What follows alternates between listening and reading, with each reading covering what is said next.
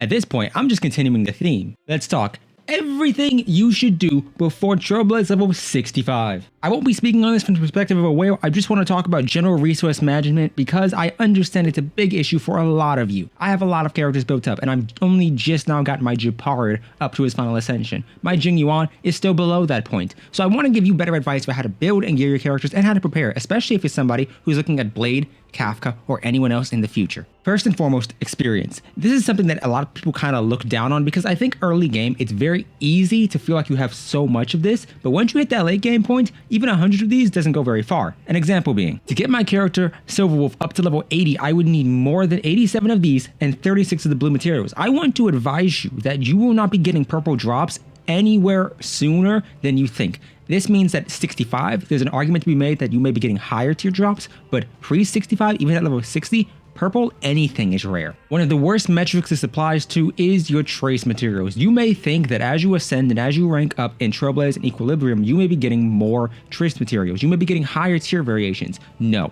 Unfortunately, you will still be relegated to the green ones you get and the occasional blue one. The purples are a myth. You will not get these except once out of 10 times maybe. This is at 60. At 65, I highly doubt the improvement is that massive because, for the most part, many individuals, once they reach 65, will be primarily focused on relics. You want your characters to deal damage. You want them to be better supports. You want them to be better healers. You want your healers to actually deal basic attack damage. So you may be more gearing and preparing for relic farming at that point than anything else. This means that pre-60, your entire focus should be on experience and then trace materials. Character ascension materials go up once per equilibrium level. This means that at Equilibrium level 5, you're getting about 5 mats. For me, I'm Equilibrium level 5 as of right now. This means that I'm getting 5 drops per stamina run. This means that I can ascend pretty much the vast majority of my characters after a couple days. After this, I'm getting 6 drops. For the most part, this isn't that big of a difference, but it does mean that you can pretty easily calculate how many materials you're going to need and how many runs you're going to need to do per day. If you're somebody who wants to level up, let's say hypothetically you got a Yukong, you can look at her materials long-term and decide, okay, what point do I want to stop at? Do you want to stop at 60? Okay, you need 15 of these. Then you need 20 altogether here, and then you need 17. And that's it. So you need 17 in this instance, unless you're going up to the higher tier. What I'm trying to say is that as of right now, pre-65, relic farming, despite how good it may be and how appealing it may be if you get the good ones, and if you get the right ones, isn't worth your time. At 65, you get 3 drops. At 60, you get 2. And anything below that, it's kind of an iffy toss-up. This means that gearing out a certain character, keep in mind, let's say hypothetically you're getting 1 good drop that you're actually going to use per run. That is 40 stamina for the helmet, 40 stamina for the boots, even though speed is the rarest stat in the game, and then 40 stamina for the body piece, even though you have to toss up between crit rate, crit damage, attack percent, or outgoing healing bonus. This is excluding the planar ornament set that you may legitimately want to build up. Maybe you want Space Link Station for your Ting Yun. Maybe you want to get a good set for your DPSs. It doesn't matter. At the end of the day, these materials here and relics aren't going to dramatically increase until you get to 65.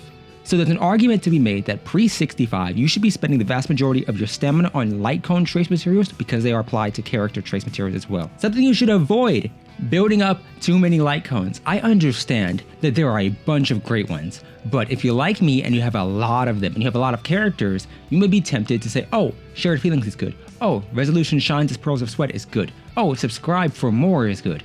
There are so many different light cones that you may legitimately want to build, but keep in mind, because these share trace materials with the characters, you may be wasting resources on these. So instead, my recommendation is to find valuable ones that can be slotted around, and then pick at most a secondary one that you would use to another character. Because most teams won't have 3 Harmony characters, a Ting Yun and then a Yukong prepped version of these are great. For instance, that could be Dance, Dance, Dance and Carve the Moon, Weave the Clouds. It could be Dance, Dance, Dance and Meshing Cogs. There are multiple options, and I don't recommend building up 3. The issue is, once you get up to multiple light cones, you really aren't going to be using all of them. The issue is, once you get up to multiple built-up light cones that apply to the same, essentially, path, you aren't going to be using all of them. So as a result, take out the ones you aren't going to be using and look at the most valuable ones overall.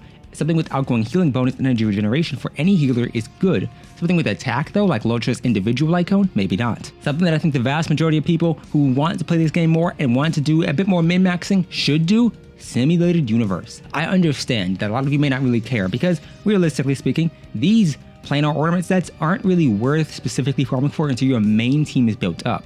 So as a result, these extra drops here though, that you get each time you clear it up to a maximum about 100 clears, are pretty useful. Even though it's not something ludicrous, the extra credits are nice, especially once you get towards the endgame talent levels, right? Going endgame trace material levels. The same thing applies to all of these. All of these are used not only by light cones and trace materials, but by ascending characters. This means that you're gonna need a pretty big chunk of these. And yes, these purple ones are still rare, so as a result, you're more inclined to be looking at materials from, I'd say, the rank 1 areas. These are still useful. As you see here, I only have 46 glimmering cores. This means I would benefit a lot from farming this. The same goes from these usurper schemes, because for the most part, you're gonna be getting the lowest rarity no matter what, that being these. These green variations are what the primary amount of resources you're going to be having. 700 of this, 300 of this. So for the most part, if you're looking at these and looking at ascending a bunch of characters in the future, maybe you're getting Fushuan, maybe you're getting Locha, maybe you're getting Kafka, Blade, doesn't matter, you will need to prep these materials early because you don't want to be in a situation where you have a character that you really like and you cannot build them because you didn't pre-farm. Next up, prioritization. Who should you prioritize building up? Well, there are a couple options you have. The valuable characters, because this is a game made by HoYoverse, the stat distribution in Genshin Impact is vaguely similar, so the same rules somewhat apply. Your defensive units like Gepard or Fire MC obviously get the most value because their defense is what determines the value they have, especially when a character like Gepard has a trace material that, or a trace bonus that scales on his defense and then adds additional more. Next up, your healers. Obviously they scale up HP. They're going to get a lot of value from ascending ranks up, but I would actually prioritize this. If your healer is actually dying quite a fair bit, you can slide this out, and if you're looking for something else, maybe go for HP.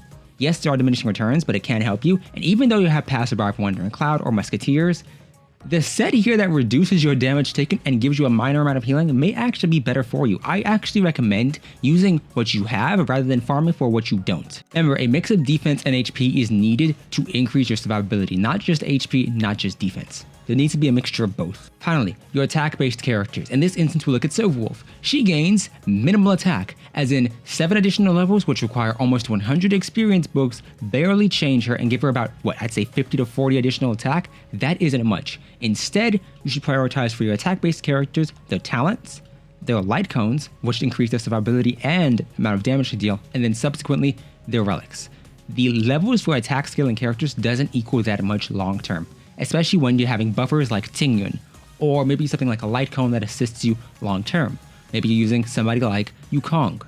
At the end of the day, buffers and healers or shielders, defensive and supports, get more value from levels than your damage dealers, despite how many individuals may want to focus so heavily on their damage healers. If you found this video helpful or informative in any way, shape, or form, consider leaving a like down below, subscribe to the channel, we'd love to have you here, and join the Discord server for more advice either from me personally or other Star Rail players. With that being said, I'll see you next time, and goodbye.